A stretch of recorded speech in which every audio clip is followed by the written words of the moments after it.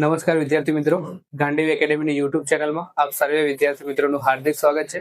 અને આજનો આપણો ટોપિક પ્રિપોઝિશન, જે ધોરણ 6 થી લઈ અને 12મા ધોરણમાં પ્રિપોઝિશનનો એક ટોપિક આવતો જ હોય છે. તો આજે આપણે જોઈશું કે પ્રિપોઝિશનનો મતલબ શું થશે અને કયા કયા પ્રિપોઝિશન જે મોસ્ટ આઈએમપી પૂછાતા હોય. તો આપણે એટલા જ ટોપિક 10 જેવા ટોપિક લીધેલા છે. તો સૌથી પહેલા જોઈએ કે પ્રિપોઝિશનનો મતલબ શું થશે અથવા એનું ગુજરાતીમાં અનુવાદ શું થશે. તો ગુજરાતીમાં થશે નામયોગી અવયવ. એનું આપણે સંધિ છૂટી પાડીએ તો શું થશે? પ્રીનો મતલબ થશે પહેલા અને પોઝિશનનો મતલબ થશે સ્થાન. તો નામ અને સર્વનામના આગળ આવતા શબ્દને આપણે પ્રિપોઝિશન કહીશું. મતલબ કે જે પહેલા આવતું હોય, કોઈ નામ આપ્યું હોય અથવા કોઈ સર્વનામ આપ્યું હોય અને એના આગળ કોઈ શબ્દ આપેલો હોય તો એને આપણે શું કહીશું? પ્રિપોઝિશન કહીશું. હવે વાત કરીએ એના પ્રકાર આવશે અલગ અલગ. તો એમાં પહેલો પ્રકાર આવશે ઓન. ઓનનો મતલબ થશે ઉપર.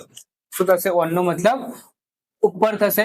તો વસ્તુની સપાટીને જ્યારે અડીને આપેલું હોય ત્યારે આપણે એમાં ઓન લખીશું. ધારો કે અહીંયા આપણને એક્ઝામ્પલ એક આપેલું કે અ girl is on the box. શું આપ્યું અહીંયા? On the box. તો મતલબ કે જે ગર્લ હશે એ બોક્સના સાથે ઉપર બેસેલી કે એ રીતના હશે. તો અહીંયા શું આવશે? ઓન આવશે. સેમ એવું જ અબોવ માટે બી શું થશે? ઉપર જ થશે. બટ અહીંયા શું હશે કે એ અડક્યા વગર હશે. તો a girl is above the box, મતલબ કે જે ગર્લ હશે એ બોક્સના ઉપર હશે બટ અડક્યા વગર. ધારો કે આપણે કોઈ પંખાની વાત કરીએ, પંખો એ આપણા માથાથી કેવો હોય? ઉપર જ હોય. તો ત્યારે આપણે શું લખીશું? અબોવ લખીશું. The fan on the head. બરાબર. એ જ રીતના આવશે ઇન. ઇનનો મતલબ થશે માં અથવા અંદર. આપણે એક્ઝામ્પલ જોઈએ. અંદર એટલે મતલબ કોઈ ઘરમાં હોય કે એના અંદર આપેલું હોય અથવા કોઈ બોક્સના અંદર હોય તો ત્યાં શું આવશે? ઇન આવશે. તો એક્ઝામ્પલ તરીકે લઈએ તો a girl is in the box. શું આપ્યું આપણને? In the box. મતલબ કે જે છોકરી હશે એના અંદર બોક્સના અંદર આવેલી છે. એના પછી વાત કરીએ એટ, કે કોઈ સ્થળ માટે અથવા કોઈ સમય માટે આપણે શાનો ઉપયોગ કરીશું? એટ પ્રિપોઝિશનનો ઉપયોગ કરીશું. એક્ઝામ્પલ જોઈએ તો a girl is at home. મતલબ કે ગર્લ એ ક્યાં આગળ છે? ઘરે છે. બરાબર. અથવા સમયની વાત કરીએ તો આપણે નહીં કહેતા કે એટ 10 o'clock. તો સમય દર્શાવવા માટે બી આપણે એટ નો ઉપયોગ કરતા હોઈએ છીએ. ક્લિયર વિદ્યાર્થી મિત્રો? હવે વાત કરીએ આપણે ઇન ફ્રન્ટ ઓફ. મતલબ કે આપણી સામે હોય. શું હોય? જ્યારે આપણી સામે આવેલું હોય ત્યારે શું આવશે? ઇન ફ્રન્ટ ઓફ આવશે. વાત કરીએ તો a girl is in front of the box. મતલબ કે કોઈ બોક્સ પડ્યું હોય એના એક્ઝેક્ટ સામે કોઈ છોકરી ઉભેલી હોય. એનું આપણે જ્યારે સેન્ટેન્સ બનાવીએ તો આ રીતના બનશે. બીજી વાત કરીએ કે બિહાઇન્ડ. બિહાઇન્ડ નો મતલબ થશે પાછળ. તો કોઈ બી બોક્સ આપ્યું હોય ને એના પાછળ કોઈ છોકરી આપેલી હોય તો શું આવશે? બિહાઇન્ડ આવશે.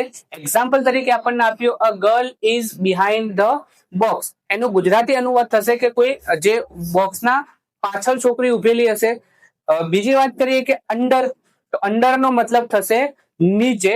દેખો, અંડર અને બિલો બધાને કોઈને મિક્સ ના થઈ જવું જોઈએ. કારણ કે અંડરમાં શું થશે કે એક વસ્તુ બીજી વસ્તુની નીચે કવર થયેલી હોવી જોઈએ. મતલબ કે બોક્સ આખે આખું મોટું આપણને આપેલું હોય અને એ આખે આખું કવર છોકરી એના અંદર નીચે કવર થઈ જતી હોય તો ત્યાં શું આવશે? અ girl is under the box. બીજી વાત કરી કે બિલો, તો એ કવર ના થતી હોય. મતલબ કે જે આપેલું હોય એ બધું કેવું હોય? પરફેક્ટ એના ઉપર આવી ગયું હોય બટ કવર ના થતી હોય. તો મોટું થઈ બોક્સ એકદમ નાનું હોય તો ત્યારે શું આવશે? અ girl is below the box. દેખો, અહીંયા મેં તમને બે શબ્દો સમજાયેલા કે એક ઓન અને અબોવ ક્યારે આવશે એ ખાસ ધ્યાન રાખજો. બીજું આપણે અહીંયા આવી ગયું અંડર અને બિલો. એ બધાએ ખાસ ધ્યાન રાખવાનું કે ક્યારે કયું પ્રિપોઝિશન આવશે. હવે વાત કરીએ એના પછી બિટવીન અને અમોંગ. એ બી સેમ એ રીતના જ થશે. બંનેનો મતલબ તો શું થશે? વચ્ચે જ થશે. બિટવીન નો મતલબ બી વચ્ચે થશે અને અમોંગ નો મતલબ બી વચ્ચે જ થશે. બટ ક્યારે વચ્ચે? કે જ્યારે ફક્ત બે જ વસ્તુઓ હોય. ધારો કે બે બોક્સ પડ્યા હોય અને એના વચ્ચે છોકરી હોય ત્યારે શું આવશે? અ girl is between the boxes. મતલબ કે બે બોક્સ આપણને આપેલા હોય તો એના વચ્ચે શું આવશે? બિટવીન આવશે. બટ ઘણા બધા બોક્સ આવી જાય, એક કરતા વધારે જયારે બોક્સ આવી જાય ત્યારે શું આવશે? અમોંગ આવી જશે. બરાબર. બે કરતા વધારે વસ્તુની વાત થતી હોય ત્યારે આપણે શું મૂકીશું? અમોંગ મૂકીશું. તો આ બંને ક્લિયર થવું જોઈએ કે બિટવીન અને અમોંગ.